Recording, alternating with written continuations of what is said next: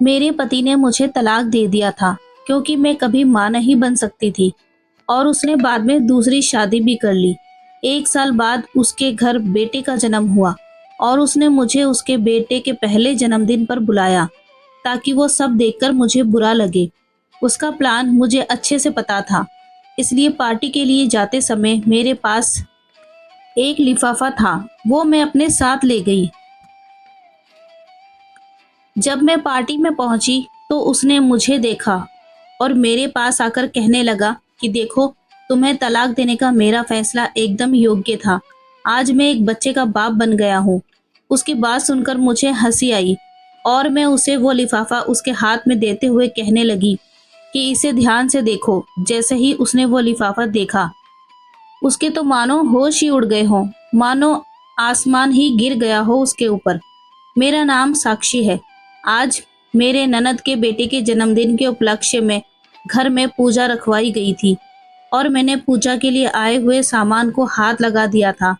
बस फिर क्या था, मेरी सास ने वो देख लिया और जोर जोर से मुझ पर चिल्लाने लगी कि तूने उस सामान को हाथ लगाया ही क्यों?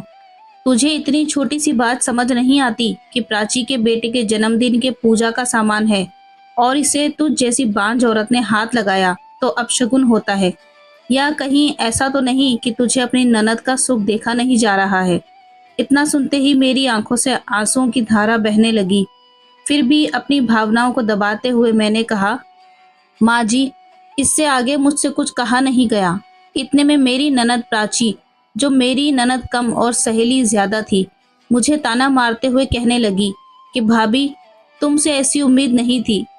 शायद मेरा माँ बनना तुमसे देखा नहीं जा रहा। इतना अपमान सहन करने के बाद मैं उदास चेहरे के साथ अपने पति की तरफ देखने लगी। मेरे पति मुझे बहुत प्यार करते थे। लव मैरिज हुई थी हमारी। मुझे लगा कि वो मेरी तरफ से कुछ तो कहेंगे, पर वे उल्टा मुझे ही सुनाने लगे। तुम तो प्राची को अपनी बहन की तरह मानती हो ना, फिर तुम उसके साथ ऐसा कैसे कर सकती हो? उनका ऐसा तोड़कर बोलना।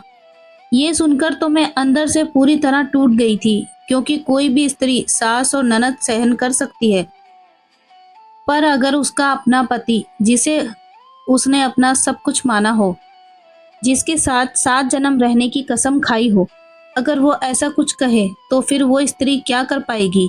मैं रोते रोते जाकर किचन में काम करने लग गई। बांझ होने के कारण पूजा साहित्य में हाथ तक नहीं लगा सकती, लेकिन एक बहू होने के नाते घर के सभी कामों की जिम्मेदारी मुझ पर ही थी। मैं सोचने लगी कि अगर मैं माँ नहीं बन सकती तो इसमें मेरा क्या दोष है? माँ बनना या ना बन पाना, ये खुद एक औरत के हाथ में थोड़ी ना होता है। मेरी सास एक स्कूल की टीचर थी और मेरी ननद ने लॉ कर रखा था और मेरे पति एक इंजीनियर थे। और मुझे हैरानी इस बात की होती है कि इतने पढ़े लिखे लोगों के विचार इतने परंपरावादी की सिर्फ पूजा का सामान को हाथ लगा दिया तो अपशगुन हो गया। मुझे आज भी याद है कि किस तरह मैं और सुयश पहली बार ऑफिस में मिले थे। मुझे ऑफिस ज्वाइन किए हुए कुछ ही दिन हुए थे। एक दिन मैं ऑफिस में प्रेजेंटेशन दे रही थी और बॉस के साथ वहां बैठे सभी लोगों ने मेरी प्रेजेंटेशन की काफी तारीफ की। सुयश ने भी। वो मेरी प्रेजेंटेशन से काफी प्रभावित हुआ था। एक दिन ऑफिस में एक साथ काम करते करते हम दोनों कब एक दूसरे के प्यार में पड़ गए, हमें पता ही नहीं चला। घर वालों को जब बताया तो उन्होंने भी इस रिश्ते के लिए हाँ कह दी और हमारी शादी हो गई।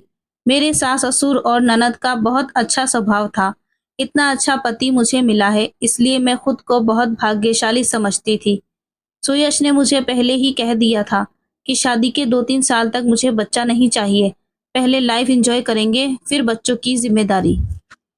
और शायद इसीलिए घर वाले भी 2-3 साल तक बच्चे को लेकर कुछ नहीं बोले। लेकिन शादी को 5 साल होते ही घर के लोग ताने मारने लगे। घर के सदस्य और रिश्तेदार मेरे पीठ पीछे मुझे बांझ कहने लगे। मुझे बच्चा नहीं हो रहा था, इसलिए सुयश भी मुझे पहले कुछ नहीं बोला, पर अब वो भी मुझसे ठीक से बात नहीं करता था। वो मुझसे सिर्फ काम होने तक ही बात करता था। ऐसा लगता ही नहीं था कि हम दोनों पति पत्नी हैं और एक ही घर में रहते हैं। पर मैं अपना दुख बताऊं तो किसको बताऊं और कौन मुझे समझेगा?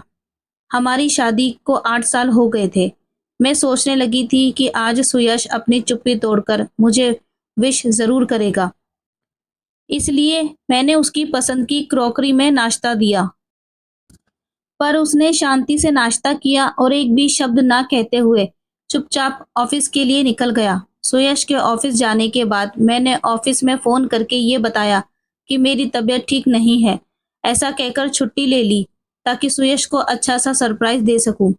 सुयश ने मुझसे एक बार भी नहीं पूछा कि तुमने छुट्टी क्यों ली? क्या तुम्हारी तबीयत ठीक नहीं? मैंने रात के खाने में पालक पनीर, कोफ्ते की सब्जी और भी बहुत कुछ बनाया। बेडरूम सुंदर फूलों से और मोमबत्तियों से सजाया और उसकी पसंद की लाल रंग की बॉर्डर की साड़ी पहनी। मुझे आज पूरा यकीन था कि सुयश आज चुप्पी तोड़कर मुझसे बात करेगा और मैं उसे बच्चा गोद लेने के लिए राजी कर लूंगी। लेकिन जब वो घर आया तो उसने एक बार भी मेरी तरफ नहीं देखा। मुझे लगा कि शायद बेडरूम में जाकर विश करेगा, पर सब कुछ उल्टा ही हो गया। विश करना तो दूर, उसने मेरी तरफ देखा तक नहीं। थोड़ी देर बाद मुझसे ही रहा नहीं गया और मैं ही उससे बोली कि सुयश आज हमारी शादी की सालगिरह है, वो भी भूल गए तुम? ये सुनते ही वो कहने लगा कि अरे नहीं नहीं, ये दिन तो मैं नहीं भूल सकता। भूलना भी चाहूं तो भूल नहीं सकता। आज के दिन ही तो एक बांझ औरत मेरे गले पड़ गई थी। उसके ऐसे शब्द सुनकर मानो मेरी आंखों के सामने अंधेरा छा गया। मैं अपने आंसुओं को रोकते हुए कहने लगी कि क्या हम बच्चा गोद नहीं ले सकते? तुमसे मैंने कितनी बार कहा है और इस पर अपनी कितनी बार बहस भी हो चुकी है। मैं दूसरे का बच्चा, दूसरे का खून गोद नहीं ले सकता। मुझे मेरा खुद का बच्चा चाहिए, जो तुम मुझे इस जन्म में नहीं दे सकती। और हाँ, आज अपनी शादी की सालगिरह है, तो मैं तुम्हारे लिए अलग ही गिफ्ट लेकर आया हूँ। मैं सोचने लगी कि जिस इंसान ने बार बार ना की ही रट लगा रखी है, वो मेरे लिए क्या गिफ्ट लेकर आया होगा। सुयश ने मुझे एक लिफाफा दिया। मैं भी बहुत उत्सुकता से उसे खोलने लगी। अंदर जब देखा तो उसमें तलाक के पेपर्स थे। उन कागजात को देखकर मुझे विश्वास ही नहीं हो रहा था। जो इंसान मेरी इतनी तारीफ करता था, इतना प्यार करता था, हर तरह के समय में मेरा साथ दिया, आज वो एक बच्चे के लिए मुझे तलाक दे देगा। ऐसा लग रहा था मानो आसमान ही टूट पड़ा हो मुझ पर। लग रहा था जोर जोर से रोऊं, फिर भी अपने आप को संभालते हुए तुरंत ही तलाक के पेपर्स पर साइन कर दिए, क्योंकि जब उसके मन में मेरे लिए प्यार ही नहीं, तो ऐसे इंसान के साथ रहने में क्या फायदा। दूसरे दिन ही मैंने वो घर छोड़ दिया और सुयश यही चाहता था। कुछ दिनों बाद मैंने बहुत कोशिश करके अपना ट्रांसफर दूसरी ब्रांच में करवा लिया, क्योंकि उसके साथ काम करना मतलब पुरानी यादों को ताज़ा करने जैसा था। 1 महीने बाद ही उसकी दूसरी शादी हो गई और 1 साल बाद पता चला कि उसे बेटा हुआ है। बेटा होने की खुशी में उसने पार्टी रखी थी और उस पार्टी में मुझे भी बुलाया था ताकि वो मेरा अपमान कर सके। मैं भी उस पार्टी में गई। मुझे देखते ही वो मेरे पास आया और कहने लगा कि देखो, तुम्हें तलाक देने का फैसला मेरा कितना सही था। मैं बाप बन गया हूँ। मैंने भी बहुत ही नम्रता से उसे पिता बनने की बधाई दी। बाद में मैंने अपने साथ एक जो लिफाफा लाया था उसे देते हुए कहा कि मेरी तरफ से ये एक सरप्राइज गिफ्ट। सरप्राइज गिफ्ट का नाम सुनकर वो थोड़ा हैरान हो गया, क्योंकि शादी की सालगिरह के दिन उसने भी मुझे एक सरप्राइज गिफ्ट दिया था, तलाक के पेपर्स।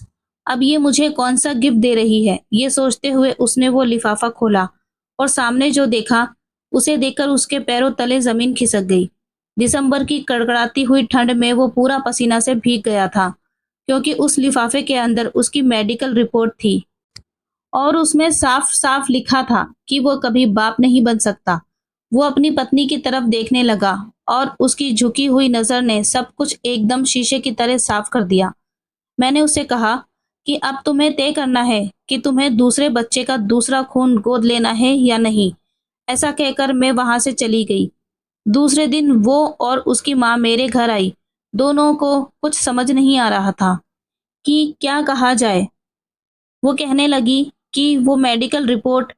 मैंने उसे बताया कि तुम्हें याद है हम दोनों ने मेडिकल चेकअप कराया था और किसी काम की वजह से तुम रिपोर्ट लेने नहीं जा पाए। फिर मैं अकेली ही गई थी। इस पर सुयश कहने लगा कि हाँ हाँ, और फिर घर आने के बाद तुमने कहा था कि कमी तुम में है। फिर तुम झूठ क्यों बोली? क्यों इतने दिनों तक सभी के ताने सुने? क्या ज़रूरत थी तुम्हें झूठ बोलने की? मैंने कहा क्योंकि मैं तुमसे प्यार करती थी। मुझे लगा कि जब तुम्हें सच का पता चलेगा, तो तुम इस बात को सहन नहीं कर पाओगे और अंदर से पूरी तरह से टूट जाओगे। मैं तुम्हें ऐसी हालत में नहीं देख सकती थी। मेरा क्या था? मेरी तो आदत थी ताने सुनने की। इस बात को लेकर मुझे सभी के ताने सुनने की आदत हो गई थी, पर जब तुम मुझे सुनाने लगे, फिर वो मुझे सहन नहीं हुआ। सुयश कहने लगा कि मैंने जब तुम्हें तलाक के पेपर्स लाकर दिए, तब क्यों सच नहीं बताया? सुयश, गलती मेरी है, जो मैंने तुमसे इतना प्यार किया, इतना विश्वास किया कि चाहे कोई भी कुछ भी कहे, तुम मुझे अकेला नहीं छोड़ सकते। जब तुम्हारा ही प्यार ही खत्म हो गया, तो तुम्हारे साथ रहकर भी क्या होता? मेरी सास मुझसे कहने लगी कि हमसे गलती हो गई है। बहू हो सके तो हमें माफ कर दो और सब कुछ भुलाकर हमारे साथ अपने घर चलो। तब मैंने उसे कहा कि बात साफ करने या ना करने की नहीं है, बात स्वाभिमान की है और अब मैं उस घर में पैर नहीं रख सकती। सुयश, अगले महीने मेरी शादी है और मैंने तुम्हें वो सरप्राइज गिफ्ट दिया क्योंकि मुझे देखना था कि ये सब जानकर तुम दूसरे का बच्चा, दूसरे का खून गोद लेते हो या नहीं।